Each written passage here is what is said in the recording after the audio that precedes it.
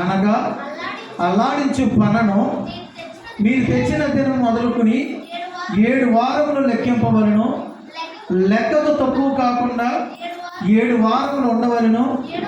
7వ విశ్రాంతి దినపు మరుదినము వరకు మీరు 50 దినములు లెక్కించి యెహోవాకు కొత్త పరములతో నైవేద్యము అర్పింపవలను. చిన్న ప్రార్థన చేసుకో.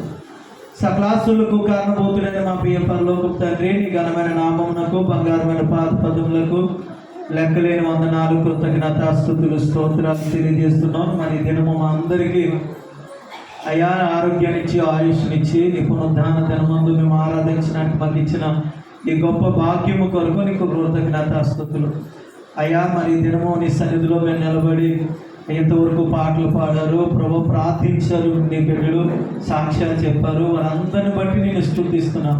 వారి కుటుంబాల యొక్క అత్యధికమైన మేలులు, ఆధ్యాత్మికమైన మేలులు అయ్యా మీరు జరిగించి మరి ప్రార్థిస్తున్నాం. అలాగే వాక్యం వింటుండగా ప్రభు వినగల చెవులు దయచేయండి, గ్రహించగలిగిన మనసును దయచేయండి ప్రభా. నిష్ప్రయోజకమైన దాసుని నాకు నీ కృప సమృద్ధిగా దయచేయండి ప్రభా. మీరే పరలోక జ్ఞానాన్ని ఇచ్చి అందరికీ అర్థమయ్యే రీతిలో నీ వాక్యాన్ని మా అందరికీ బోధించమని నిష్ప్రయోజక దాసుడు నన్ను వాడుకుని మీ నా మహిమ తెలుసుకోండి. యేసయ్య నామములో అడుగుతున్నాం తండ్రి, ఆమేన్. మరొకసారి మీ అందరికీ నా హృదయపూర్వకమైన వందనాలు తెలియజేస్తున్నాను. మరి ప్రతి ఒక్కరూ కూడా మీరు కూర్చునేటప్పుడు మీ పక్కన ఎవరెవరు ఉన్నారో ఒక్కొక్కసారి చూసుకోవడం మంచిది. ఎందుకంటే సహోదరుల ఐక్యత కలిగి నివసించుట ఎంత మేలు, ఎంత మనోహరం. మరి వారు రాలేనప్పుడు ఎందుకు రాలేదనే ఒక విషయం అడగాలి. వాళ్ళకి ఏదైనా అవసరం ఉంటే తెలిస్తే మా చెప్తే మేము వెళ్ళి ప్రార్థన చేస్తాము. ఒక్కొక్కరికి ఒక్కో సమస్య ఉంటుంది, అందరూ ఒకేలా ఉండలేము కాబట్టి, అది కాలాలన్నీ ఒకేలా ఉన్నాం కాబట్టి దయచేసి మరి మీ ఫ్రెండ్స్ రాలేనప్పుడు వాళ్ళని మనం పట్టించుకోవాలి. ఎందుకంటే మా అంతా ఒక కుటుంబం కాబట్టి దేవుడికి మహిమ కలుగుతారు.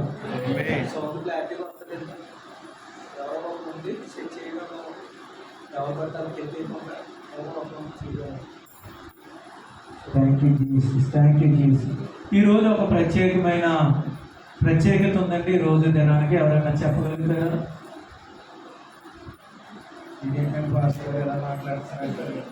ఈరోజు వరల్డ్ ప్రేయర్ డే. ఏంటంటే ప్రపంచ ప్రార్థన దినోత్సవం. ఇంకా మనం మాట్లాడుకోవాలంటే చాలా యొక్క అర్థాలు ఉన్నాయి. దాని విషయాలు ఈరోజు మనం జ్ఞానం చేసుకున్నాం. దేవుడు ఇశ్రాయేలు ప్రజలకి అలాగే యూదులుగా ఉన్న వారికి దేవుడు కొన్ని పండుగలు చేయమని వారికి సెలవిచ్చాడు. లేవికాండము 23వ అధ్యాయంలో మీరు అధ్యాయం అంతా మీరు చదువుకుంటే అక్కడ కొన్ని పండుగలు మీకు కనబడతాయి. ఈరోజు ఒక ప్రాముఖ్యమైన పండుగ గురించి మనం జ్ఞానం చేద్దాం. పండుగ పేరు ఏంటంటే పెంతుకోస్తు పండుగ. ఏ పండుగ అంటే అది పెంతుకోస్తు పండుగ. ఈ పెంతుకోస్తు పండుగకి చాలా పేర్లు ఉన్నాయి. దీన్ని వారాల పండుగ అంటారు, దీన్ని వాగ్దానపు నెరవేర్పు పండుగ అని అంటారు, అలాగే కోతకాలపు పండుగ అని అంటారు. ఇంకా మనం చూసినట్లయితే కనుక పెంతుకోస్తు పండుగ, కృతజ్ఞత పండుగ అని ఇంకో మాటలో చెప్పాలంటే కనిపెట్టే పండుగ. దేవునికి స్తోత్రం. ఇన్ని పేర్లు ఎలా వచ్చినాయని కూడా నేను హిస్టరీ అంతా చెప్తాను. చాలా జాగ్రత్తగా వాక్యాన్ని అర్థం చేసుకోండి. ఈ సబ్జెక్ట్ అర్థమైతే చాలా విషయాలు మనకు అర్థమైనాయి. కాబట్టి ఈ లేవికాండములో 23వ అధ్యాయంలో కొన్ని పండుగలు ఉన్నాయి. ఈ పండుగలకి మనం ఇప్పుడు చెయ్యాలండి ఈ పండుగలు అంటే దాన్ని కూడా నేను చెప్తాను. ప్రతిదీ కూడా పాత నిబంధనలో ఇశ్రాయేలు ప్రజలకు దేవుడైతే ఏ నియమాలు అయితే పెట్టాడో, ఏ అయితే పండుగలు పెట్టాడో, మనము ఆ జనాంగం కాదు, మనం అన్య జనాంగం. దేవునికి స్తోత్రం, హల్లెలూయా. కాబట్టి వాటి అర్థాన్ని మనం తెలుసుకుని అవన్నీ క్రీస్తులో నెరవేరుకొని, ఉదాహరణకు కొన్ని పండుగల గురించి మీతో పంచుకోవాలని ఆశపడతాను. పస్కా పండుగ ఉంది బైబిల్లో. ఏ పండుగ అంటే పస్కా పండుగ. పస్కా పండుగ క్రీస్తు మరణంలో నెరవేర్చబడింది. ఏంటంటే క్రీస్తే పస్కా బలి పశువుగా ఈ లోకానికి వచ్చి సర్వమానవాళి కొరకు కలువరిగిరిలో రక్తం కార్చి ప్రాణం పెట్టి మరణించి తిరిగి లేచారు. కాబట్టి ఆయన మరణము ద్వారా పస్కా పండుగ అనేది నెరవేర్చబడింది. అది మనం జ్ఞానం చేయడానికి మీకు చెప్తాను. రెండోది పులియని రొట్టెల పండుగ.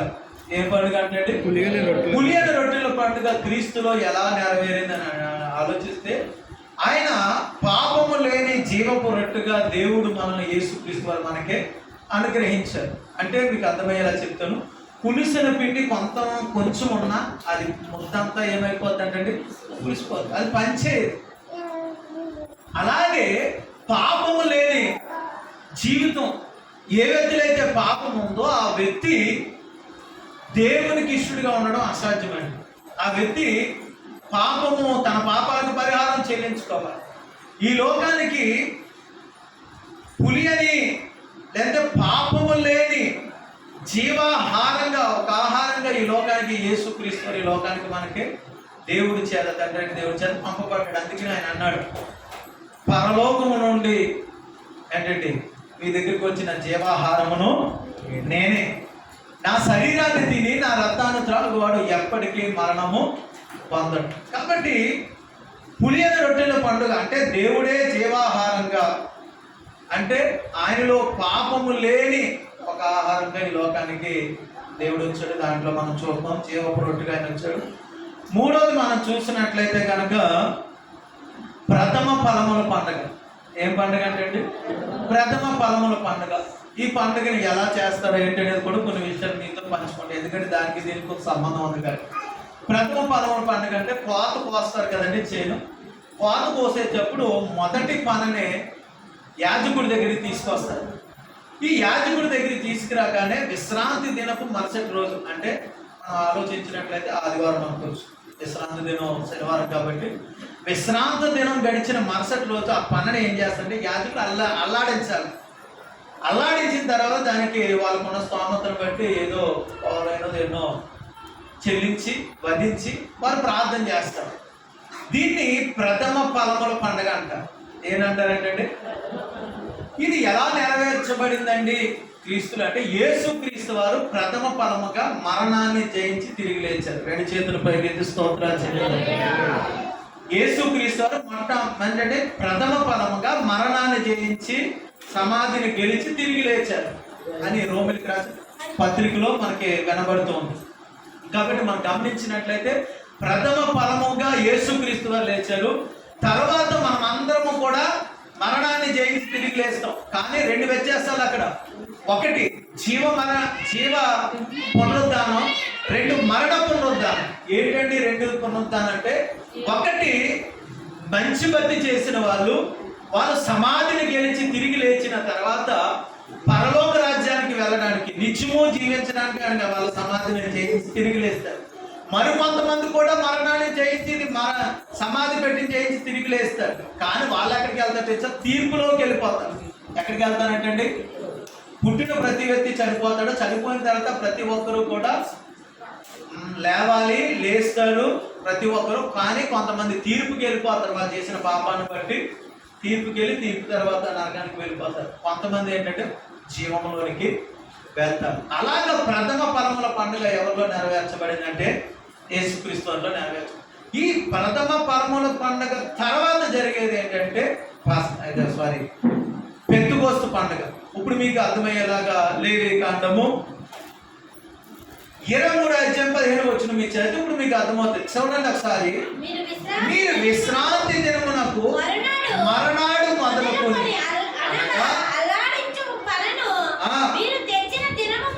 మీరు తెచ్చిన దినము మొదలుకొని 7 వారములు లెక్కించవలను.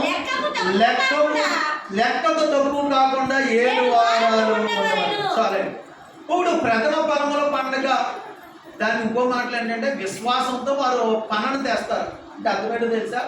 మేము మొదటి పనను మేము విశ్వాసంతో దేవుడి మందిలో అల్లాడిస్తున్నామయ్యా, మా విశ్వాసాన్ని అంగీకరించి మా పంటను అంతటిని మంచి పంట, మాకు మంచి దిగుబడి రావాలి. దాన్ని ప్రథమ ఫలం అంటారు. అందుకనే మీరు ఎప్పుడైనా గమనించినట్లయితే నిన్న ఎక్కడైనా ప్రార్థన జాతరకి వెళ్తే మామిడికి ఇచ్చాను, అయ్యా చెట్టుకి కాసిన మొదటి కాయలు. కాబట్టి కొంతమంది అంటే వాళ్ళు ఎందుకు ఇస్తారో, ప్రథమ ఫలం దేవుడు తెమ్మన్నాడు కాబట్టి తెస్తే దాన్ని నేను ఆశీర్వదించి దాన్ని ఏం చేస్తానంటే ఫలింపజేస్తాను. దేవుడికి స్తోత్రం. కాబట్టి ఇది మొదటి పన దేవుడు విశ్రాంతి దినం గడిచిన మరుసటి రోజు అంటే ఆదివారం వాళ్ళు తీసుకొచ్చి అల్లాడించిన దినం మొదలుకొని 7 వారాలు ఎక్కట్టాలంట. అందుకే దీన్ని వారాల పండుగ అంట. ఏం పండుగ అండి? నేను ప్రతిదానికి అర్థం చెప్పుకుంటూ వస్తాను, చాలా చేస్తాను. ఇప్పుడు పెంతెకోస్తు పండుగకి మరో పేరు అంటే వారాల పండుగ. ఎన్ని వారాలు? 7 వారాలు ఆగాలి. ఆ పన అల్లాడించిన దినము నుండి 7 వారాలు ఆగి 7వ వారము గడిచిన తర్వాత అంటే విశ్రాంతి దినం గడిచిన తర్వాత మళ్ళీ ఆదివారం వస్తుంది. ఆ ఆదివారాన్ని 50వ రోజుని ఈ యొక్క పెంతుకొస్తు పండుగ అంటారు. అందుకనే 16వ వచనం మీరు చదవండి. 7వ విశ్రాంతి దినము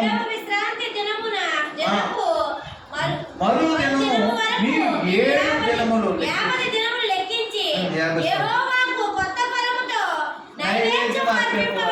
చాలు. ఇప్పుడు 50 దినాలు లెక్కించాలి. ఇప్పుడు ప్రథమ ఫలములు పండగ కానించి ఎన్ని దినాలు లెక్కించాలంటే 7 వారాలు గడవాలి. 7 ఏళ్ళు 49 అమ్మా.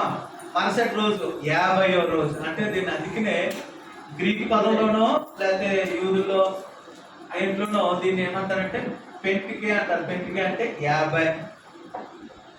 కాబట్టి దీన్ని 50వ రోజు అంటారు. కాబట్టి దానికి అలాగా పెంతుకోస్తు అనే పేరు అనేది వచ్చింది. కాబట్టి మీరు చాలా జాగ్రత్తగా ఇప్పుడు 2 పేర్లు చెప్పాను. ఒకటి వారాల పండుగ. ఏ పండుగ అంటే వారాల్లో అంటే ప్రథమ ఫలం కానించి 7 వారాలు ఆగి దీన్ని చేస్తారు. కానీ దీన్ని వారాల పండుగ అంటారు. 2 పెంతుకోస్తు అంటారంటే 50వ దినం అని. ఎన్నో దినం చేస్తారు? 50వ దినం. మూడోది దీన్ని వాగ్దాన నెరవేర్పు పండుగ అంటారు. ఏమంటారంటే ఎలా వాగ్దానం నెరవేర్పు పండుగ కూడా చెప్తారు. వీళ్ళకి దేవుడు బానిసత్వంలో ఉన్నప్పుడు, ఇశ్రాయేలు ప్రజలు బానిసత్వంలో ఉన్నప్పుడు దేవుడు మోషేను పుట్టించి వాళ్ళ బానిసత్వ సంఖ్యలో నుంచి విడిపించి వాళ్ళకు ఒక వాగ్దానం చేస్తాడు. ఏంటంటే మీకు నేను కానాను దేశాన్ని ఇస్తాను. ఏ దేశాన్ని అంటే కానాను, పాలు తేనెలు ప్రవహించే దేశాన్ని ఇస్తాను. అక్కడ బాగా మంచిగా పంటలు పండితే మీరు అక్కడ బాగా పంటలు పండించి మీరు దీవించబడండి, మీరు బ్రతకండి అని చెప్పాడు. అలాగ వారు ఇప్పుడు ఎక్కడ ఉన్నారంటే మీరు కానాన్లో ఉన్నారు. కానాన్లో పంట పండిస్తున్నారు. వాళ్ళకి ఏం గుర్తు వచ్చిందంటే దేవుడిచ్చిన వాగ్దానం ఇప్పుడు మా జీవితాల్లో నెరవేరింది.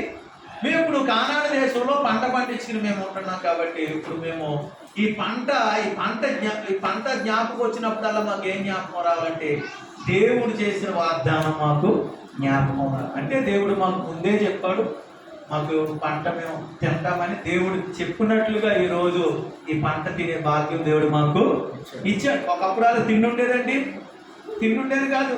వీళ్ళ కష్టాజీతము వాళ్ళు ఎత్తుకెళ్ళిపోయేవారు. భయంకరమైన బానిసత్వంలో బ్రతికేవారు. కాబట్టి వీళ్ళ తినటానికి కూడా తిండి లేని పరిస్థితి, కష్టం అనుభవించలేని పరిస్థితి. అలాంటి దినాల్లో ఉన్న ఇవేళకి దేవుడు అనుగ్రహించిన కృపను బట్టి దీన్ని ఏమంటారంటే వాగ్దానము దేవుడు నెరవేర్చండి. వాగ్దానము నెరవేర్పు పండుగ. 3 పేర్లు చెప్పారు. మొదటి పేరు వారాల పండుగ, రెండో పేరు పెంతుకోస్తు పండుగ, మూడవది వాగ్దానం నెరవేర్పు పండుగ, నాలుగవది ఏంటంటే కృతజ్ఞత పండుగ. ఏ పండుగ అంటే ఇది అలాగే అంటాడేమో. మొదటి పనును వారు విశ్వాసంతో దేవుని మందిరంలో అల్లాడించారు కదా. దేవుని యాజకుని దగ్గర తీసుకొచ్చి అల్లాడించినప్పుడు ఈ అల్లాడించిన తర్వాత దేవుడు మంచి పంటలకు ఇచ్చాడంట. దేవునికి స్తోత్రం. అందుకని అంటాడు అక్కడ ఏ వచనం మీరు చూస్తే 16వ వచనం మీరు చదవచ్చు. 7వ విశ్రాంతి దినం మరువని దినం 50 దినం లెక్కించి యెహోవా కొత్త ఫలములతో నైవేద్యం అర్పించవాలి. కొత్త ఫలం అంటే పంట అంతా పండేసింది. ఇప్పటికి ఏం పండేసిందంటండి? పంట అంతా పండేసింది. ఇప్పుడు పంట అంతా పండేసిన తర్వాత దేవుడు మంచి పంట ఇచ్చాడని కృతజ్ఞతతో వారు దేవుని మందిరానికి కొంత తీసుకొస్తారంట. అందుకే మీకు తెలుసో తెలీదు, కొంతమంది పంట అంతా పండక సారలు వేస్తారు. ఏమన్నారు చెప్తాను, ధాన్యం తీసుకొస్తారు మందిరానికి. తెలుసండి ఎవరికి పంట చేస్తే ఆ పంట అప్పుడు కూడుకోవట్లు ఎంత ఉంటారు. గుర్తుందండి, కొబ్బరికాయలు తీసుకున్నామండి, నూడాడించుకున్నామండి, ఇంట్లో మొదటి పంట అదే మీకు ప్రార్థన చేసి రాస్తున్నాం. దేవునికి తీసుకోవాలి అంటే వారు పంటలో నుండి దేవునికి కృతజ్ఞతగా దేవుడు మాకు ఇది చేశాడు దానికోసం వాళ్ళు తీసుకొస్తారు. దాన్ని ఏమంటారంటే వాళ్ళు కృతజ్ఞత పండుగ. ఇంకో మాట కూడా అంటారు, దీన్ని కోత పండుగ అంటారు. ఇది కోత కాలంలో అసలు కరెక్ట్గా ఏ కాలం అంటే దీన్ని కోత పండుగ అని కూడా అంటారు. మరొక మాట కూడా చెప్పాలి, దీన్ని కనిపెట్టే పండుగ. దేనికోసం కనిపెడతారు? వీళ్ళలో వాగ్దానం నెరవేర్పు కొరకు కనిపెట్టారంటే. దేనికోసం కనిపెట్టారంటే వాగ్దానం నెరవేర్పు. ఎందుకంటే దేవుడు చెప్పాడు పాలు చేసిన దేశాన్ని తీసుకెళ్తానని. అలాగే దేవుడు వాళ్ళు తీసుకెళ్ళాడు. వాగ్దానం నెరవేర్పు పండుగ. కాబట్టి మీకు ఎన్ని మాటలు చెప్పాను, 5 మాటలు చెప్పినట్టు గుర్తున్నాయా? ఎవరన్నా ఏమన్నా నోట్ చేసుకుంటున్నారా? అలాగెళ్ళి ఇలా వదిలేస్తాను. దేవునికి స్తోత్రం. దీని అంతా చాలా ఇష్టం ఉంది. ఇప్పుడు మాట, ఇప్పుడు ఈ పండుగలు మనం చెయ్యాలి అంటే దేవుడు ఇవన్నీ కూడా నెరవేర్చేశాడు, ఇవన్నీ కూడా. కాకపోతే ఈ పండగకి ప్రపంచంలోనే ఒక గుర్తింపు ఉంది. ఏ పండుగ అంటే పెంతుకోస్తు పండుగ. అది ఏంటి, ఎలా జరిగింది అనే విషయాల్లోనికి వెళ్దాం. ఇప్పుడు యేసుక్రీస్తు వారు చాలా జాగ్రత్తగానండి. యేసుక్రీస్తు వారు మరణించి తిరిగి లేచిన తర్వాత 40 దినాలు అందరికీ కనపడ్డాడు. ఎన్ని దినాలండి? 40 దినాలు అందరికీ కనపడి ఆయన ఆరోహణం అయిపోయేటప్పుడు ఒక వాగ్దానం ఇచ్చేది కూడా ఆయన కూడా. ఎవరికి? సంఘానికి. లోకా శుభవార్త 24వ అధ్యాయం 49వ వచనం చదవాలి. వచనాలన్నీ చూస్తే మీకు అర్థమవుతుంది వార్త. లోకా శుభవార్త 24:49 చదువుతారు ఎవరన్నా? ఇదిగో నా తండ్రి వాగ్దానము చేసినది మీ మీదకి పంపుచున్నాను. మీరు పైనుండి శక్తి పొందుకునే వరకు పట్టణములలో నిలిచి ఉండుడని చాలండి. ఆయన వెళ్ళిపోతూ ఒక వాగ్దానం ఇచ్చి వెళ్ళిపోయాడు. ఒక మాట చెప్పి వెళ్ళిపోయాడు. ఏమని చెప్పి వెళ్ళిపోయాడో తెలుసా? ఇదిగో తండ్రి వాగ్దానం చేసింది మీ మీదకి నేను పంపుతున్నాను. చాలా జాగ్రత్తగా వినాలి. ఆ వాగ్దానం నెరవేరాలంటే మీరు పట్టణములో నిలిచి ఉండండి. పైనుండి చెట్టు పొందుకునే వరకు మీరు బయటకు వెళ్ళొద్దు, మీరు నిలిచి ఉండండి. మరొక మాట, అపోస్తుల కార్యాలు 1వ అధ్యాయం 5వ వచనం మరలా రిపీట్ చేశాడు యేసుక్రీస్తు ఈ మాటనే. అపోస్తుల కార్యాలు 1వ అధ్యాయం 5వ వచనం చదువుతారు ఎవరన్నా? యోహాను నీళ్లతో బాప్తిసం ఇచ్చాడు, కానీ కొద్ది దినముల్లోగా మీరు పరిశుద్ధాత్మలో బాప్తిసం పొందుదురు నేను. చాలండి. 1వ అధ్యాయం 8వ వచనం అయినను పరిశుద్ధాత్మ మీ మీదకి వచ్చినప్పుడు మీరు శక్తి పొందుకుంటారు. కాబట్టి మీరు యెరూషలేములోను యోదయ సమరయ దేశమందంతటను భూదిగంతముల వరకును నాకు సాక్షులై ఉంటారు. ఇప్పుడు పరిశుద్ధాత్ముడు వస్తే ఏం జరుగుతుందని కూడా చెప్పేశాడు యేసుక్రీస్తు వారు. ఏమని చెప్పారంటే అక్కడ మీరు చూసినట్లయితే కనుక వాక్యం చెప్తుంది, పైనుండి శక్తి మీ మీదకి వచ్చినప్పుడు. దేవునికి స్తోత్రం, హల్లెలూయా.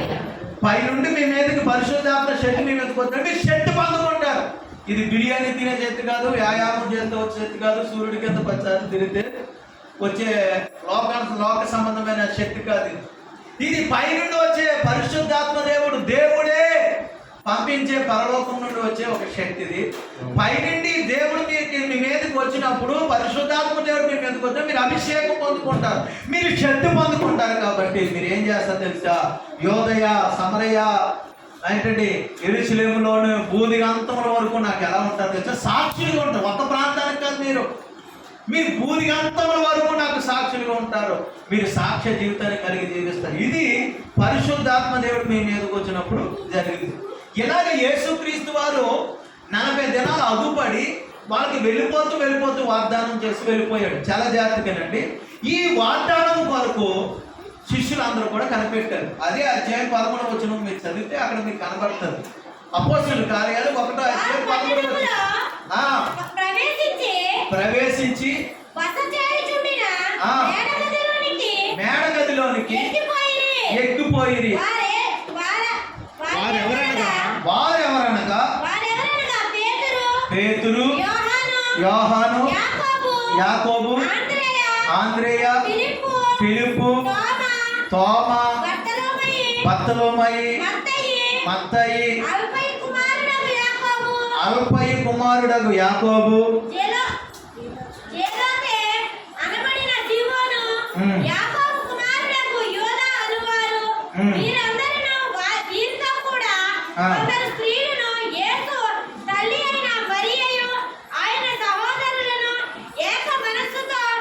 ఎడతెగక ప్రార్థన చేయించుండేది. చూడండి, ఇక్కడ చూసినట్లయితే దేవుడు ఏదైతే చెప్పాడో ఆ వాగ్దానం నెరవేరాలని వారందరూ కూడా మేడగదిలోకి వెళ్ళి కనిపెట్టారు. చాలా జాగ్రత్తగానండి. యేసుక్రీస్తు వారి వాగ్దానం చెప్పి ఆరోహణం అయిపోయిన దినం కానీ అమ్మ చాలా జాగ్రత్తగా ఈ దినం వరకు 50 రోజులు. ఎన్ని రోజులు? 50 రోజులు. ఈ దినమున వారు అంతకుముందరే పెంతెకొస్తు పండుగ కోసం వచ్చారు. వాళ్ళు ఎక్కడున్నా యెరూషలేముకి వెళ్తారు. ఈ పెంతెకొస్తు పండుగ కోసం వాళ్ళు రావడం, చాలా మంది రావడం జరిగింది. వాళ్ళ మేడగదిలో ఈ యేసుక్రీస్తు వారి శిష్యులందరూ కూడా కనిపెట్టి చూడండి శాంతి పట్టు.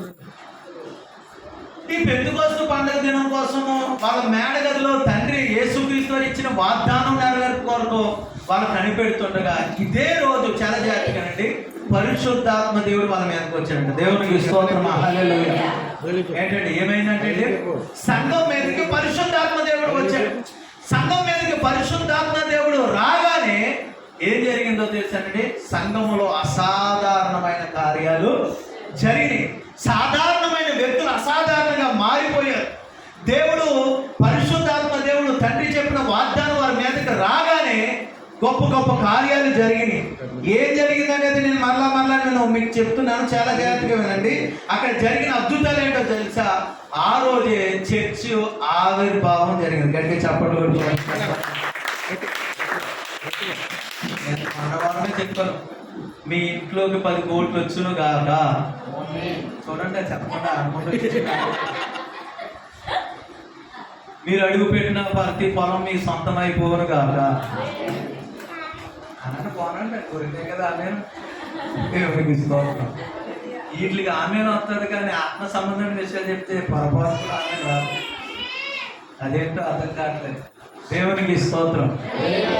ఆత్మ సంబంధమైన బిడ్డలుగా మారుదుగా దేవుడు మన మనోనేత్రాలు వెలిగించునుగా. అక్షయమైన క్షయమైపోయిన వాటి మీద మనస్సు దేవుడు నిలిపేలాగా పరిశుద్ధాత్మ దేవుడు సహాయం చేయరుగా. చాలా జాగ్రత్తగానండి. ఇదే రోజు పెంతెకొస్తు పండుగ దినమున పరిశుద్ధాత్మ దేవుడు వారి మేడగదిలో అప్పటికే 10 రోజులుగా కనిపెడుతున్న వారి మీదకి బలముగా దిగిరాగా ఏం జరిగిందో తెలుసా?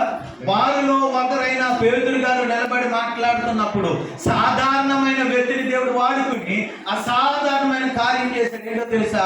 ఆ దినాన్ని 120 భాషలు మాట్లాడే వాళ్ళు, మరి ఎన్ని భాషలు మాట్లాడే వాళ్ళు చాలా మంది, నాకు లెక్క అయితే సరిగ్గా తెలియదు, కానీ చాలా భాషలు మాట్లాడే వాళ్ళు పెంతెకొస్తు పండుగ దినం రోజున అక్కడికి వచ్చారు. దేవుడు వారందరితో మాట్లాడగానే ఒకేసారి 3000 మందికి దేవుడు రక్షణ అనుగ్రహించాడు. గట్టిగా చెప్పడం. అందుకనే దేవుడు సంఘం మీదకి తన ఆత్మను పంపిన దినం కాబట్టి దీన్ని పెంతెకొస్తు పండుగ దినం అన్నారు. దీన్ని చర్చ్ బర్త్డే అన్నారు. ఈరోజు ఏంటంటే సంఘం ఆవిర్భావమైన రోజు. చాలా జాగ్రత్తగా దీన్ని ఏమంటారు తెలుసా? వరల్డ్ ప్రేయర్ డే అంటారు. ఏమంటారు ఏంటంటే ప్రపంచ ప్రార్థనా దినం. ఎందుకంటే ప్రార్థనకు ప్రతిఫలంగా యేసుక్రీస్తు వారు చెప్పింది, మీరు అడగండి మీరు పొందుకుంటారని వాగ్దానం నెరవేర్చబడిన రోజు కాబట్టి, యోవేలు ప్రవచనం నెరవేర్చబడిన రోజు కాబట్టి, ఈ దినాన్ని ప్రార్థనలకి ప్రతిఫలంగా కాబట్టి వరల్డ్ ప్రేయర్ డే అంటే ప్రపంచ ప్రార్థనా దినోత్సవం అంటారు. ఇంకొక మాట కూడా ఉంది, దీన్ని మిషనరీ డే అని కూడా అంటారు. ఎందుకు మిషనరీ డే అంటారేమో, ఆ దినము నుంచి చాలా తెగలకి సువార్త అనేది. దేవునికి స్తోత్రం. అప్పుడు దాకా యూదుల మధ్యన జరిగే సువార్త, అప్పుడు దాకా ఇశ్రాయేలు మధ్యన జరిగిన సువార్త అన్యజనులకు వెళ్ళడం జరిగింది. అన్యజనులు మారు మనస్సు పొందడం, అన్యజనులు దేవుని మందిరంలోకి రావడం, దేవుని మనస్సు ఇశ్రాయేలు ప్రజల మీద నుండి అన్యజనుల మీదకి మళ్ళీ. దేవునికి స్తోత్రం. అంతవరకు నా ప్రజలు అన్నాడు దేవుడు. ఏమన్నాడంటండి? నా ప్రజలని వాళ్ళ మధ్యకే ప్రవక్తలు పంపించి వాళ్ళ మధ్య వాళ్ళని సరి చేయడానికే దేవుడి సేవంత. ఎప్పుడైతే పరిశుద్ధాత్మ దేవుడు దిగి వచ్చాడో అప్పటి నుంచి దేవుని మనసు ఎక్కడికి వెళ్ళేదో తెలుసంటండి, అన్యుల మీదకి వెళ్ళేది, ప్రపంచంలో సర్వ మానవాళి మీదకి వెళ్ళేది. అది పేతురు రాసిన మొదటి పత్రికలో పేతురు అదే మాట అంటాడు. 2వ అధ్యాయం 9వ వచనం మీరు చదవండి. 2వ అధ్యాయం 9వ వచనం మీరు చదివితే, పేతురు రాసిన మొదటి పత్రిక 2వ అధ్యాయం 9వ వచనం, అయితే మీరు చీకటిలో నుండి ఆశ్చర్యకరమైన వెలుగులోనికి మిమ్మును పిలిచిన వారి గుణాతిశయములను ప్రచురము చేయు నిమిత్తం ఏర్పరచబడిన వంశమును, రాజులైన యాజక సమూహమును, పరిశుద్ధ జనమును, దేవుని సొత్తైన ప్రజలై ఉన్నారు. ఒకప్పుడు ఇది మనకు అధికారం కాదండి. తర్వాత వచ్చింది కింద వచనం కూడా మీరు చదవండి. 10వ వచనం, ఒకప్పుడు ప్రజగా ఉండక ఇప్పుడు దేవుని ప్రజలయ్యి, ఒకప్పుడు కనికరింపబడక ఇప్పుడు కనికరింపబడిన వాళ్ళకి. మనం ఎవరో తెలుసండి, ఇశ్రాయేలు ప్రజలు కాదు, మన వాగ్దానం పెట్టడం. దేవునికి స్తోత్రం. ఎవరు పెట్టమంటే దేవుని పెట్టడం. మన అన్య జనాల్లో ఈ వాగ్దానం మనకి దేవుడు ఇచ్చాడు. ఒకప్పుడు దేవుని ప్రజలు కాదు, మనం కనికరించబడ్డాం. దేవుని కృప చేత దేవుడు పరిశుద్ధాత్మ కార్యము ద్వారా సర్వలోకానికి సర్వసృష్టికి సువార్త ప్రకటించబడిన వాగ్దానం నెరవేర్పు ద్వారా మనందరం దేవుని మందిరంలోనికి వచ్చాం. అందుకే దీన్ని మిషనరీ డే అంటారు.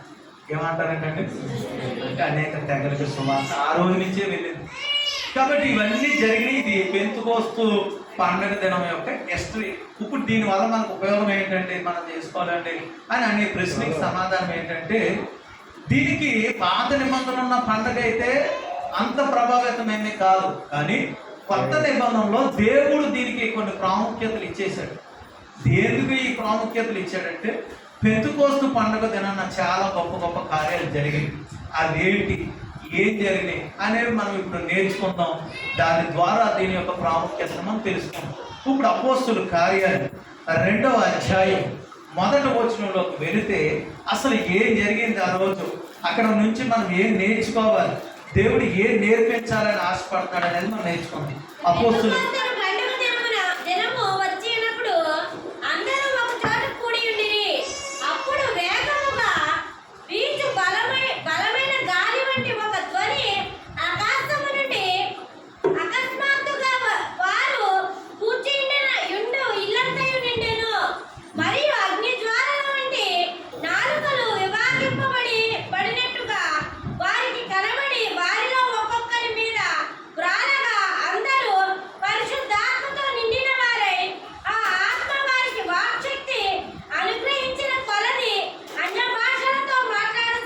చాలండి, మీరు అందరూ తలకాయ పైకి ఎత్తండి. మీరు అర్థం చేసుకోవాలి, ఇది చాలా ప్రాముఖ్యమైనది. చాలా జాగ్రత్తగా వినండి. వారు మేడగదిలో కనిపెట్టినప్పుడు చాలా జాగ్రత్తగా ఇందా చెప్పిన మాటలు దీనికి కొన్ని సూట్ అవుతాయి. దీన్ని వాగ్దాన నెరవేర్పు పండుగని వాళ్ళు పిలుస్తారు. ఇప్పుడున్న ప్రజాంగం ఏమని పిలుస్తారు తెలుసా? వాగ్దాన నెరవేర్పు పరిశుద్ధాత్మ పండుగ అంటది. ఏమంటారంటే అండి, వాగ్దాన నెరవేర్పు పరిశుద్ధాత్మ పండుగ. ఎందుకంటే యేసుక్రీస్తు వారే చెప్పారు. లోకాసు వార్త 24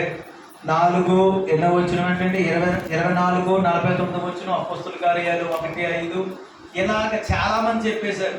ఆ వాగ్దాన నెరవేర్పులన్నీ కూడా ఎప్పుడు జరిగినాయి? వీళ్ళ మేడగదిలోకి వెళ్ళి కనిపెట్టి ఎడతెగక ప్రార్థన చేస్తుండగా, కనిపెడుతూ ఉండగా దేవుడు వారి మీదకి పరిశుద్ధాత్మను పంపాడు. కాబట్టి ఈ వాగ్దాన నెరవేర్పు గురించి దేవుడు ఏం చేశాడంటే, ఆ రోజు పరిశుద్ధాత్మ పంపించాడు. కాబట్టి ఏమంటే వాగ్దాన నెరవేర్పు పరిశుద్ధాత్మ పండుగ. అందుకనే ఆ రోజు నుండే పెంతుకోస్తు అనే సంఘం కూడా ఏర్పడింది. ఏమైందంటే ఈ ఉద్యమం వచ్చింది.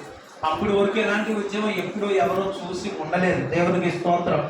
ఎవరో ప్రవర్త వచ్చేవారు, వాక్యం చెప్పేవారు, వెళ్ళిపోయేవారు. ఒకలో ఇద్దరు ఉద్యమించబడేవారు, మళ్ళా లేదా ఒక తెగ ఉద్యమించబడేది, మళ్ళా లోకంలో కలిసిపోయేవారు. ఈ ఉద్యమం రావడంతో ఏమొచ్చిందో తెలుసా? యూదుల కంటే, చాలా జాగ్రత్తగానండి, యూదుల కంటే ఇశ్రాయేలు కంటే అన్యులు దేవుని ఎక్కువ ప్రేమించడం మొదలు పెట్టారు. దేవునికి స్తోత్రం. అందుకనే అద్భుతాలు జరిగినాయి, సూచక్రియలు జరిగినాయి, మహత్కార్యాలు జరిగినాయి. ఆ రోజు నుండి చర్చ అనేది ఏమైందంటే ఎక్స్పాండ్ అయింది, విస్తరించేసింది. సంఘం అనేది విస్తరించింది.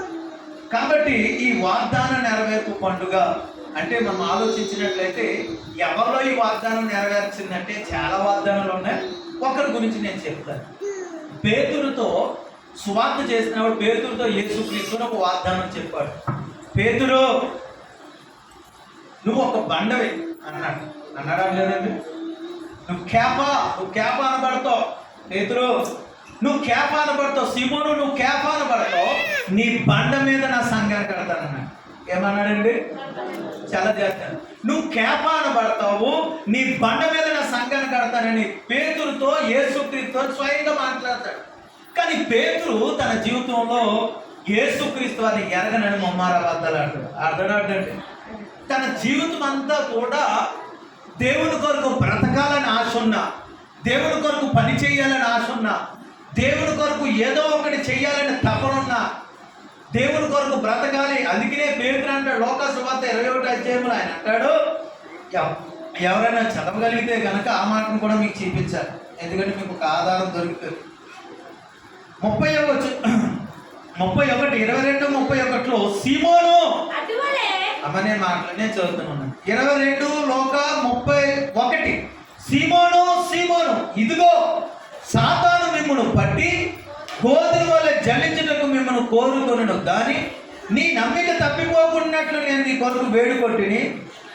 నీ మనసు తిరిగిన తర్వాత నీ సహోదరుని స్థిరపరచమని చెప్పాను. అయితే 33 పేతురు మనసులో ఉన్న మాట, అతడు ప్రభువా నీతో కూడా చెరలోనికి మరణమును వెళ్ళుటకు సిద్ధంగా ఉన్నానని ఆయనతో అనగా, పేతురు నీవు నన్ను ఎరగమని ముమ్మారు చెప్పు వరకు కోడు కుయ్యదని నీతో చెప్పుచున్నాను. మీరు యేసయ్య పేతురు సంభాషణలో మీరు ఏమన్నా పసిగట్టారా? మాట్లాడతలేదు ఎవరన్నా.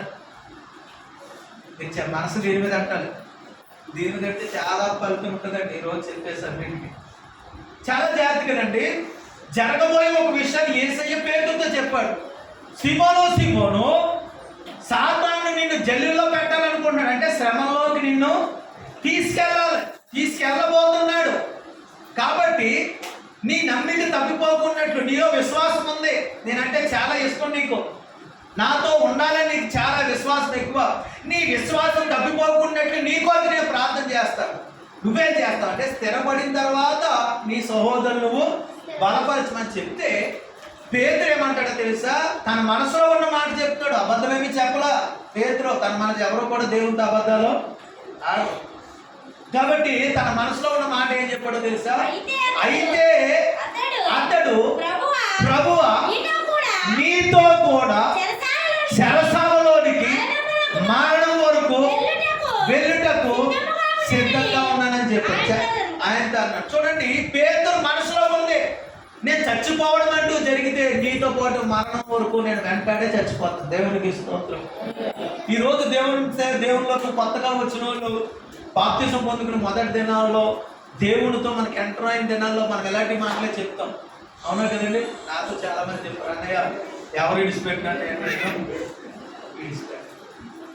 లేకపోతే నేను దేవుని విడిచిపెట్టనండి, నా పొలం వెలివేసిన, నా మతం వల్ల నన్ను చేర్చుకోకపోయినా, నాకు అన్నం ఉన్నా లేకపోయినా, అండి నీళ్ళు ఇచ్చినా ఇవ్వకపోయినా, ఏంటండి ఓటుకు డబ్బులు ఇచ్చినా ఇవ్వకపోయినా, ఎవరు ప్రేమించినా ప్రేమించకపోయినా, ఏం చేసినా చేయకపోయినా, నేను మాత్రం యేసయ్యని విడిచిపెట్ట అన్నవాళ్ళు కాదండి. మాట్లాడతలేదు అన్నది ఎవరనండి? అనకపోతే మనలో క్వాలిటీ లేదని అర్థం. క్వాలిటీ లేని తీసుకెళ్ళి ఎక్కడ చేస్తాడు? మాట్లాడతలేదు. గోధుమ గింజలేమో అక్కడికి వెళ్తాయంట కొట్టులోకి, పొట్టేమో అగ్నిలోకి వెళ్ళిపోద్ది అనమాట. మన పొట్టులాగా ఉండకూడదు. దేవునికి స్తోత్రం. మన క్వాలిటీ బర్త్ చేయాలి. ఏం బర్త్ చేయాలంటండి? దేవుడు అందుకే మన ప్రార్థనలో కూడా నాణ్యత ఉండాలి. ప్రజలు చూస్తున్నారు కదా అని వల్లి చేసి ప్రార్థన చేసామని అది పొట్టు ప్రార్థన అంటాడు దేవుడు. ప్రజలు చూస్తున్నారు కదా అని గంభీరంగా డాంబికంగా మనం ఏదైనా ఆరాధన చేసేసాం అనుకోండి, ప్రజల మెప్పు కొరకు పాటలు పాడినా, ప్రజల మెప్పు కొరకు ప్రసంగాలు చేసిన, ప్రజలను ఆకట్టాలని మనం సేవ చేసిన, ప్రజలు ఆకట్టుకోవాలని, నేను ప్రజల్లో ఎలాంటి వాడిని కానుక అందరిలో తెలియాలని మనం ఏది చేసినా అది డాంబికమైన బట్టి. డాంబికులు దేవుని సన్నిధిలో నిలవనేరరు. ఇది మొహమాటమైన మాట. నువ్వు 100 కాదు, 1000 కాదు, ₹1,00,00,000 కానుకవి, అది దేవునికి నీకు సంబంధమై ఉండాలి.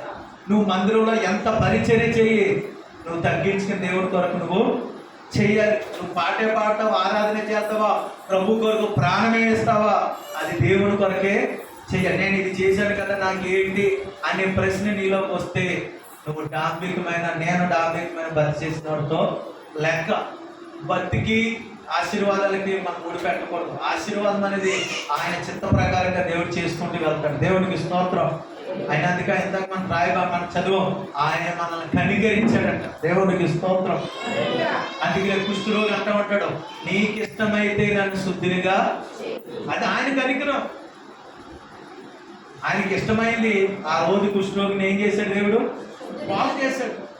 కాబట్టి దేవుడి దగ్గర నుంచే ప్రతి ఆశీర్వాదం ఆయన కనికరం మీద ఉంటుంది. నువ్వు ఆయన కనికరము నీ మీద ఉండేలాగా నువ్వు చూసుకోవాలి. దేవునితో ఎల్లప్పుడూ అనుసంధానమై ఉండాలి. మనం వేషధారణగా నటించి ప్రజల దగ్గర మెప్పించుకోవడానికి మనం చేసామనుకోండి, మనకు అవసరాలు తీరుతాయి కానీ పరలోకం పట్టుకెళ్ళం. దేవుడికి స్తోత్రం.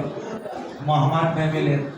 నేనైనా మీరైనా మనం వెళ్ళాం. కాబట్టి చాలా జాగ్రత్తగా, అంటే పేతురు నిజంగానే చెప్తున్నాడు యేసయ్యతోటి, నీతో పాటు చెరసాల్లోకి వచ్చేస్తాను, మరణమైనా సరే నేను నీతో వస్తాను ప్రభా, నన్ను వేరు చేయలేదు.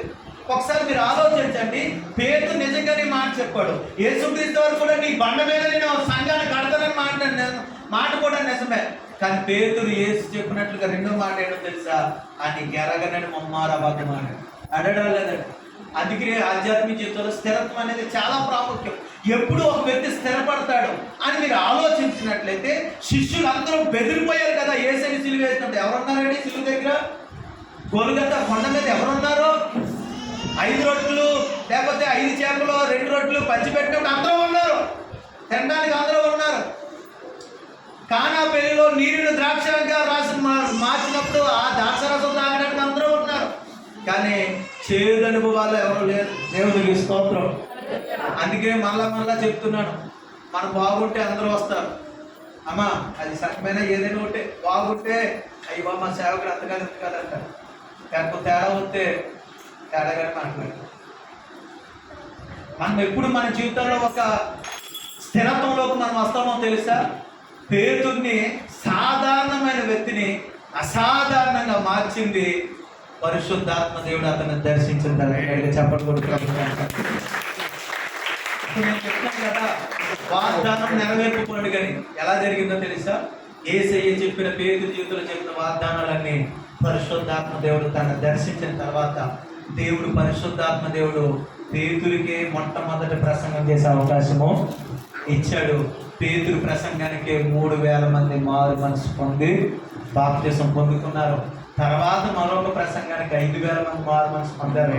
పేతురు ద్వారానే దేవుడు సంఘాన్ని కట్టుకున్నాడు. గట్టిగా చెప్పకపోతే అందుకే ఏమన్నా చెప్తా, వాగ్దాన నెరవేర్పు పరిశుద్ధాత్మ పండుగ మన జీవితం. నేను మళ్ళా చెప్తున్నాను, వాళ్ళ గురించి చెప్తూనే, చరిత్ర చెప్తూనే, ఇంక్లూడింగ్ మనందరితో కలిసి దేవుడు మాట్లాడుతున్నాడు.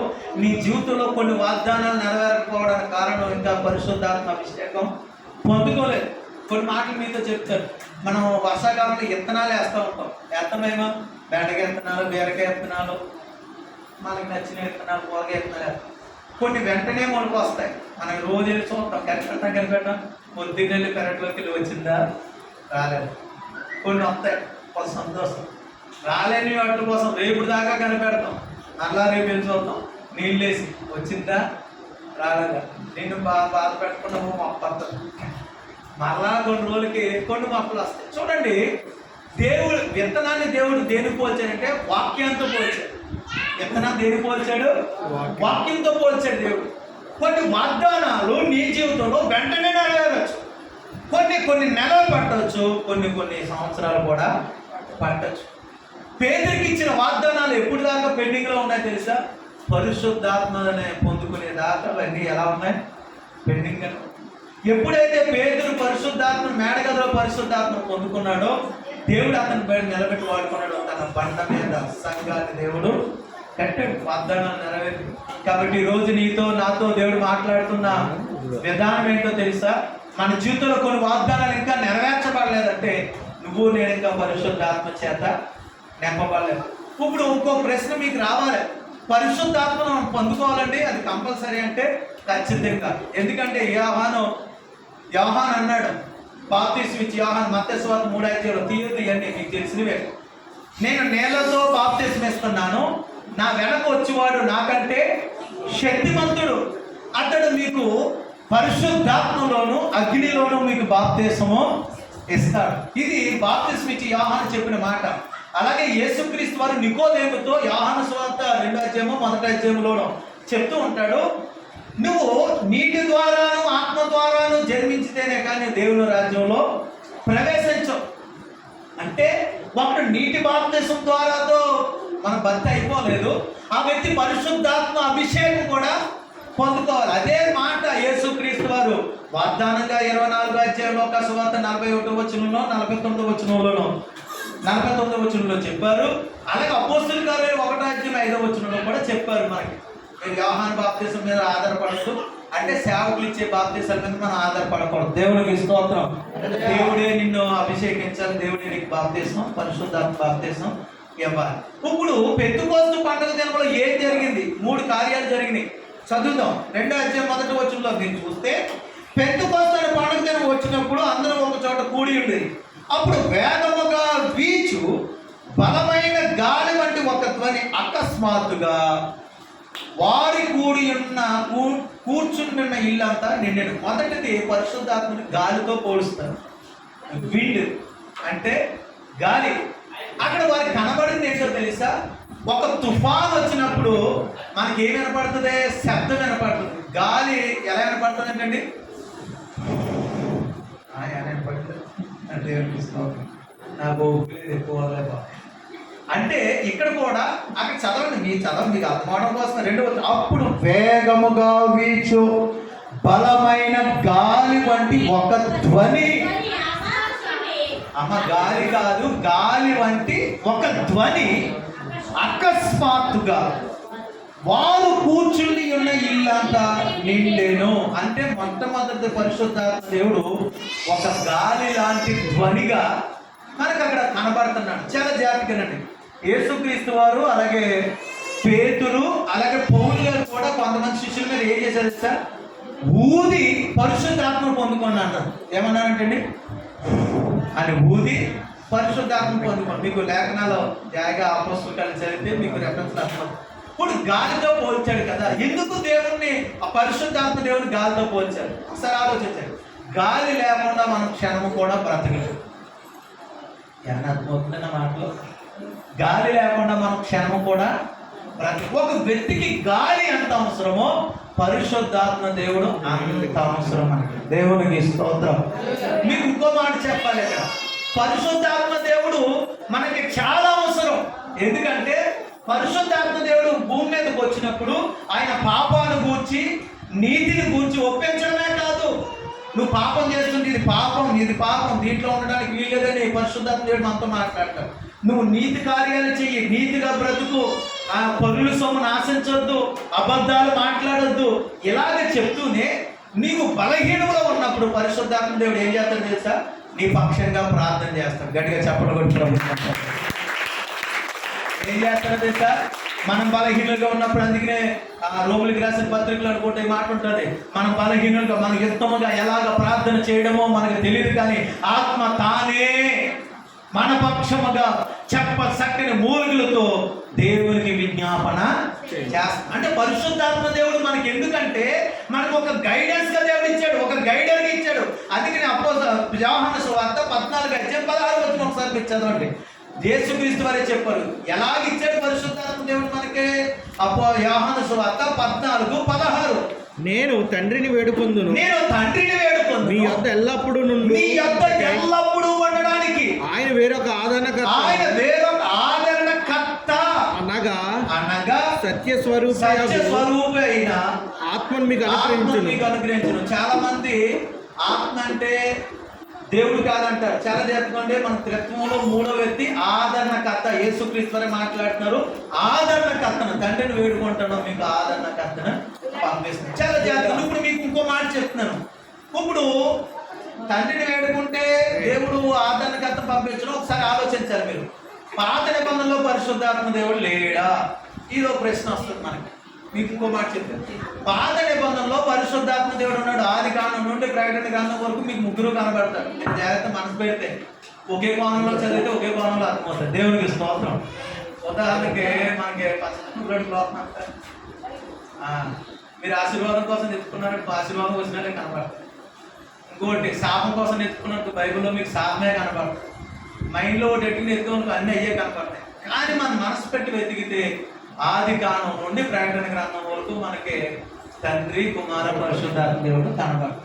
ఇప్పుడు పాత నిబంధనలో పరిశుద్ధాత్మ లేడంటే ఉన్నాడు. ఎలా అంటే వచ్చి వెళ్ళిపోయేవాడు. కమ్మన్ గో మినిస్ట్రీ అని ఏంటంటే వచ్చి ఇప్పుడు వీణ వాయించగా దావీదు బలముగా ఆత్మ దిగువ, సౌలును అభిషేకించగా బలముగా దిగివచ్చు, సంసోన్ మీద బలముగా ఆత్మ దిగివచ్చేవారు, వెళ్ళిపోయారు, మరలా వచ్చేవాడు. కానీ ఇప్పుడు అలా కాదు. ఇప్పుడు యేసుక్రీస్తు వారి ప్రార్థన ఏంటో తెలుసా? ఎల్లప్పుడూ మళ్ళా చదవచ్చును. యోహాను సువార్త 14:16 వచనంలో వచ్చి వెళ్ళిపోవడానికి కాదు. ఇప్పుడు నేను తండ్రిని నేను వేడుకొందును తండ్రిని వేడుకొందును. మీ యొద్ద ఎల్లప్పుడూ మీ యొద్ద నుండుటకై ఎల్లప్పుడూ ఉండడానికి ఆయన వేరొక ఆయన ఆదరణకర్త వేరొక ఆదరణకర్తను, అనగా సత్య అనగా సత్య స్వరూపి అయిన ఆత్మను మీకు ఆత్మను అనుగ్రహించును. మీకు అనుగ్రహించను. మీకు ఇది అర్థం అవడానికి ఒక లోకంలో ఉన్న ఒక ఉదాహరణ చెప్తాను. ఇది నిజమవ్వచ్చు, అబద్ధం అవ్వచ్చు. ఉదాహరణ అన్నాను. మళ్ళీ దీన్ని పెద్ద సిద్ధాంతం కింద చూడద్దు. ఓ మాట చెప్తారు. మా నాన్న దుబాయ్లో ఉన్నాడు. ఎక్కడ ఉన్నాడు?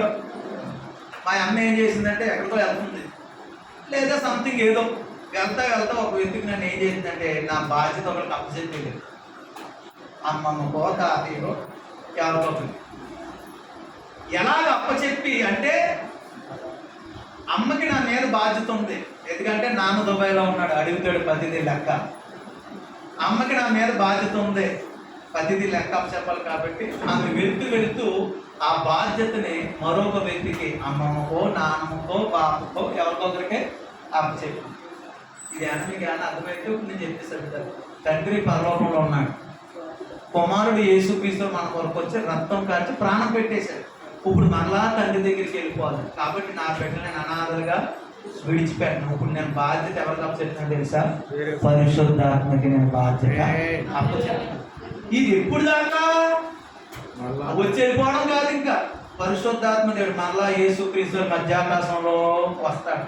అప్పుడు దాకా ఇప్పుడు సంఘాన్ని వధువుని ఇప్పుడు తయారు చేయడానికి ఇప్పుడు ఎల్లప్పుడూ మనతోనే ఉంటాడు. పరిశుద్ధాత్ముడు మీ పక్కనే నా పక్కనే మనతోనే ఉన్నాడు. దేవుడికి స్తోత్రం. ఎప్పుడు దాకా ఉంటాడో తెలుసా? నువ్వు రాకల్లో ఎత్తబడేదాకా. నువ్వు తప్పు చేస్తే బాధపడుతూ నేను గర్తిస్తూ ఉంటాడు. నువ్వు మందిరం మానేస్తే రాలేదని బాధపడుతూ ఉంటాడు. నువ్వు అబద్ధం ఆడుతుంటే నీ పక్కనే ఉండి బాధపడతా. అందుకే అంటాడు ఆ పరిశుద్ధాత్మ దేవుని తొక్క బాధపడతాడు ఆయన.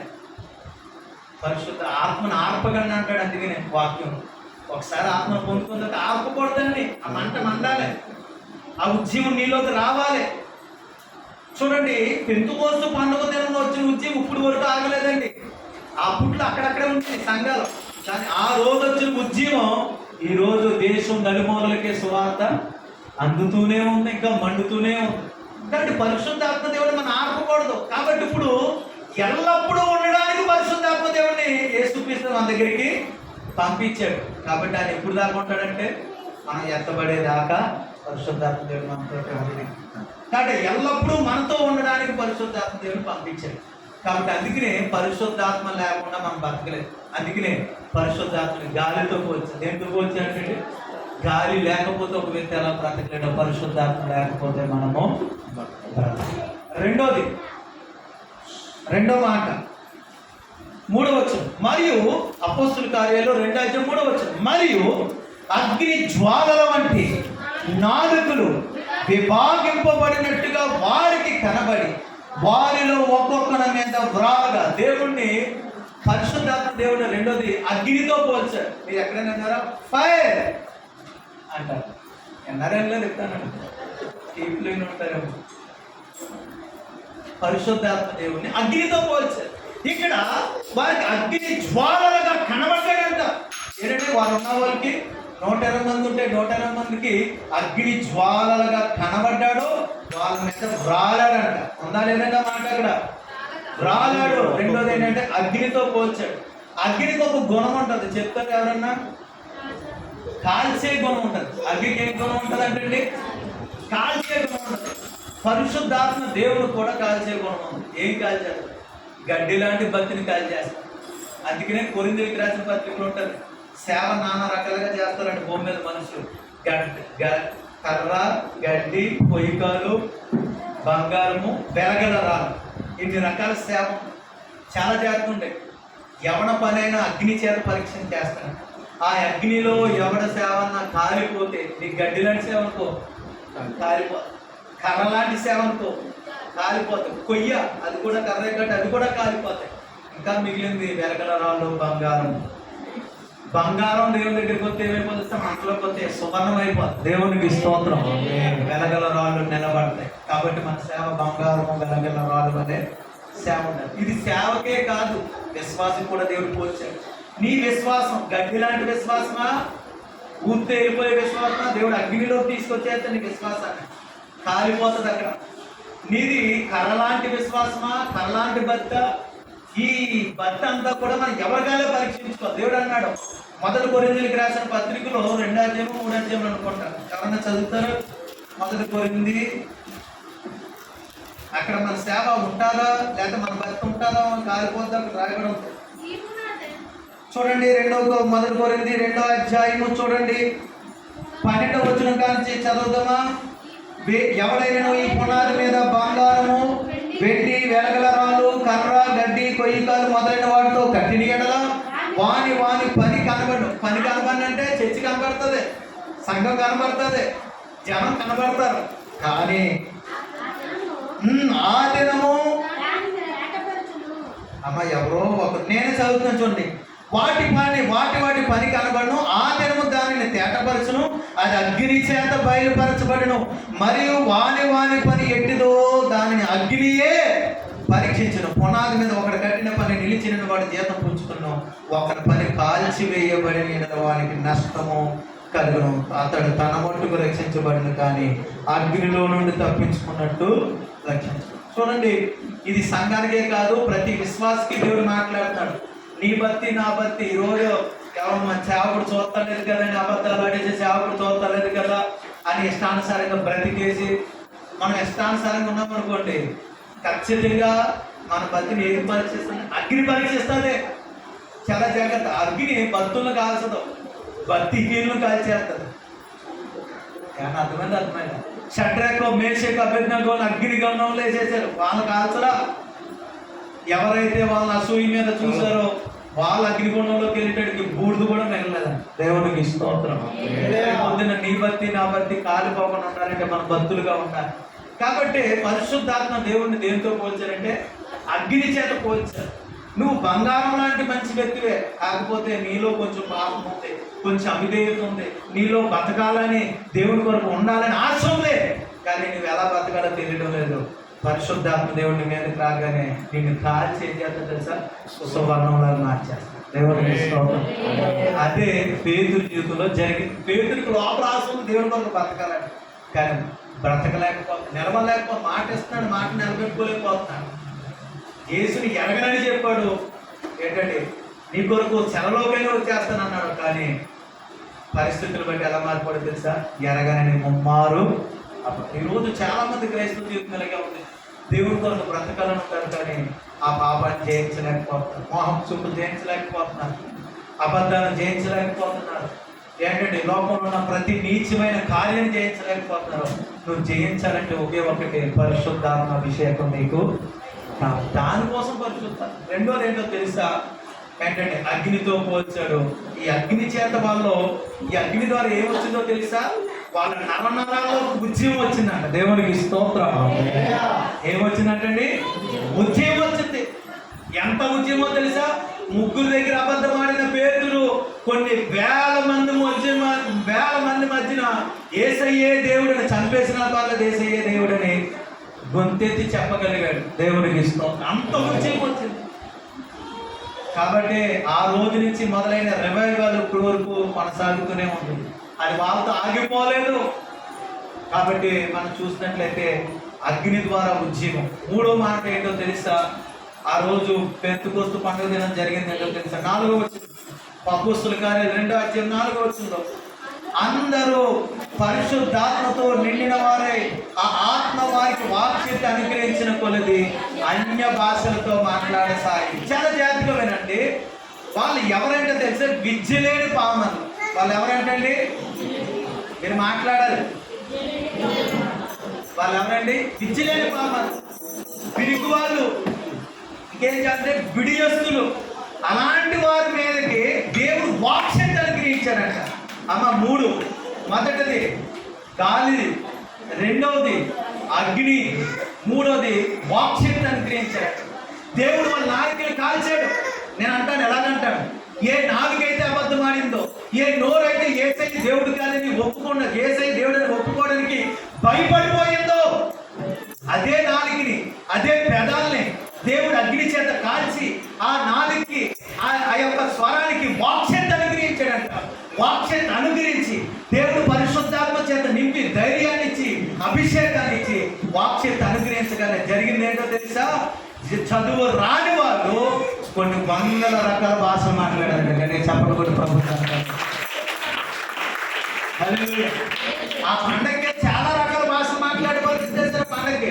ఎందుకంటే వాళ్ళకి ఆనవాయితీ కదా. పెందుకొస్తు పండగకి యూదులందరూ ఇశ్రాయేల్ అందరూ ఎక్కడున్నా యెరూషలేముకి వచ్చేస్తారు. వచ్చేసిన వాళ్ళు అందరూ కూడా చెప్పిన సాక్ష్యం ఏంటో తెలుసా? కింద వచ్చిన చదువుదాం చూడండి. కింద వచ్చినాడు 5వ వచనం. ఆ కాలమున ఆకాశము కింద ప్రతి జన్మలో నుండి వచ్చిన భక్తి గల యూదులు యెరూషలేములో కాపురం ఉంటారు. చూడండి, ఆయా జనాల్లో ఎక్కడెక్కడి నుంచో వచ్చిన వాళ్ళందరూ కూడా ఆయా జాతి ఆయా భాష మాట్లాడే వాళ్ళు యూదులందరూ కూడా అక్కడికి వచ్చేసారు.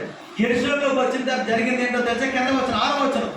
ఈ శబ్దము కలగగా జనులు గుంపులుగా కూడి వచ్చి ప్రతి మనుషుడు తన తన స్వభాషతో వారు మాట్లాడుట విని కలవరపడేది. అంతటా అందరూ విభ్రాంతి పొంది ఆశ్చర్యపడి, ఇదిగో మాట్లాడుచున్న మీరందరూ గలిలీలు కారా? మనలో ప్రతివాడు తను పుట్టిన దేశ భాషతో మీరు మాట్లాడుతూ మనం వినుచున్నామే. ఇదేమి పార్తీయులు, మాదీయులు, ఎలామీలు, మెసపతోమియా, యోదయ, కప్పదోకియా, పొంతు, ఆసియా, ఫ్రూగియా, పంపులియా, ఐగుప్తు అను దేశములందరి వారు, కురేనే దగ్గర లిబియా ప్రాంతముల వారు, ప్రాంతములందు కాపురం ఉన్నవారు,